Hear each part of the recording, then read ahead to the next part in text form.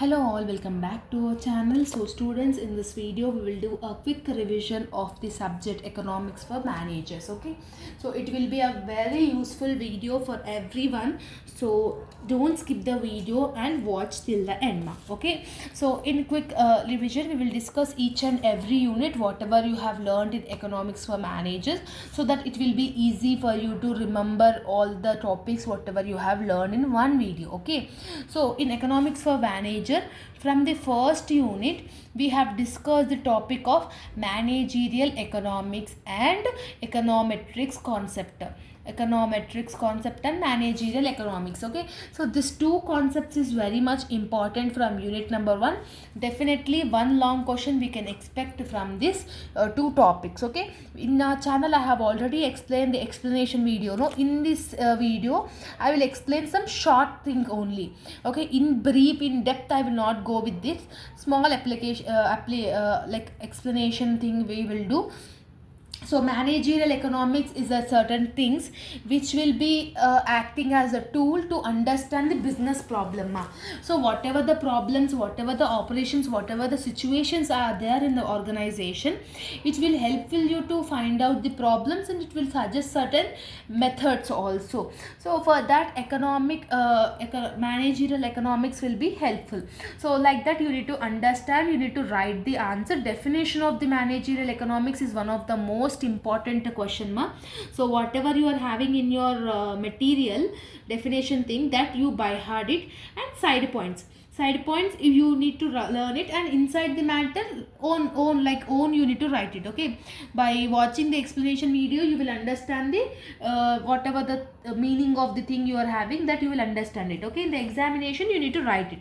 So especially concentrate on managerial economics and also econometric models. Okay, these two questions is important and compulsory questions from unit number 1. So when you are writing the theoretical paper, when you are presenting your theory answers, it should be most important you to present your side points in a flow charts or any diagrammatic form. That is also one of the most important tip which I need to tell you. So when you are elaborating your answers, see, that is also will be helpful for you to increase your percentage or a grade. So this is the thing you need to remember it. Okay, flow charts you draw it from the unit number 1. Whatever the side points you are having, you put it on that only. Okay, now come back to the unit number 2. In unit number 2 we have discussed law of diminishing marginal utility and types of price elasticity of demand. Okay, next one you are having law of demand also we have discussed. So these are the main 3 topics in that law of diminishing marginal utility and types of price elasticity of demand. These 2 questions is enough from unit number 2.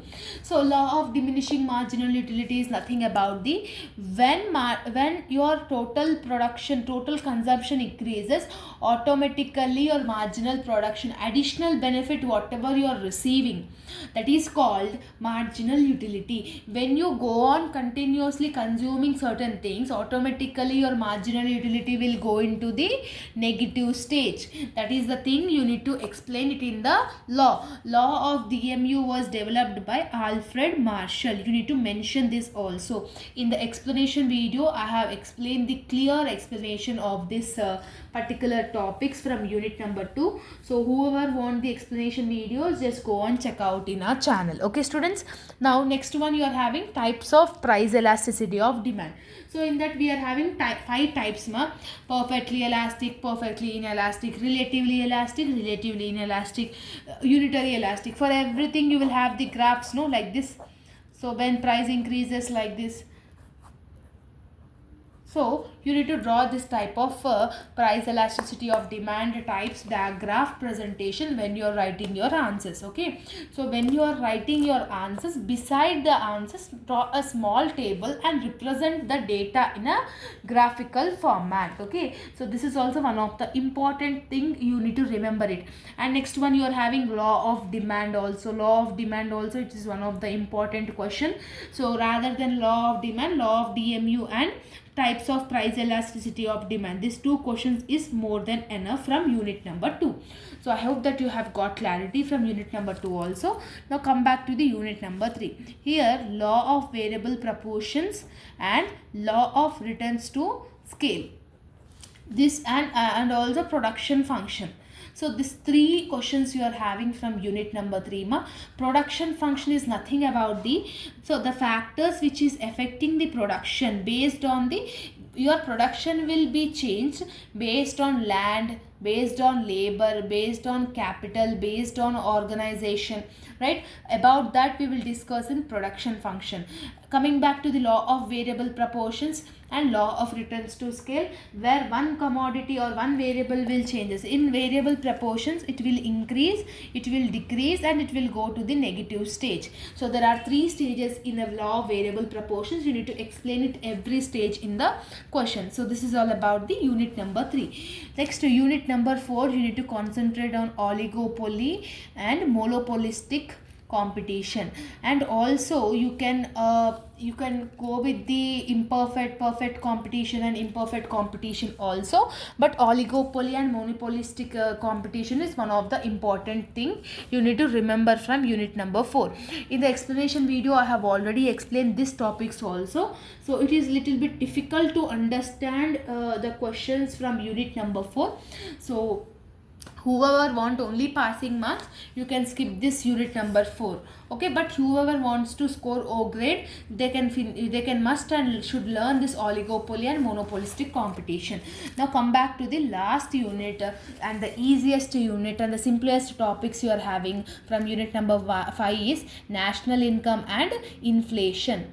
So inflation you are having, what are the causes, consequences and types of inflation we have learned, and come back into the national income, what are the measures and what are the methods, what are the causes, what are the features of national income.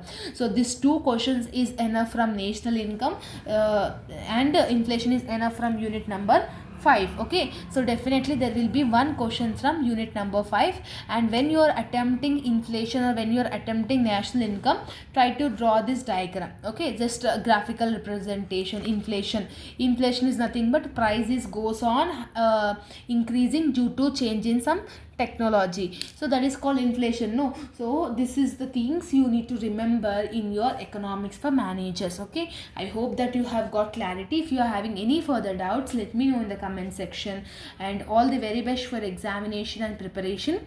See you all in next video. Bye bye everyone.